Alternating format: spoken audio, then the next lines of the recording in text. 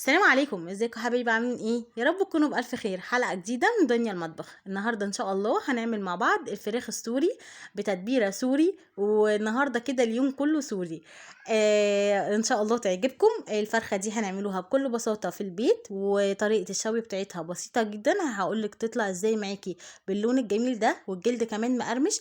بس لو اول مرة بتشوفوني يا ريت تشتركوا في القناة وتفعلوا زر الجرس على الكل، ولو انتم من حبايبي على القناة ما تنسوش اللايك. يلا بينا نشوفوا عملتها ازاي.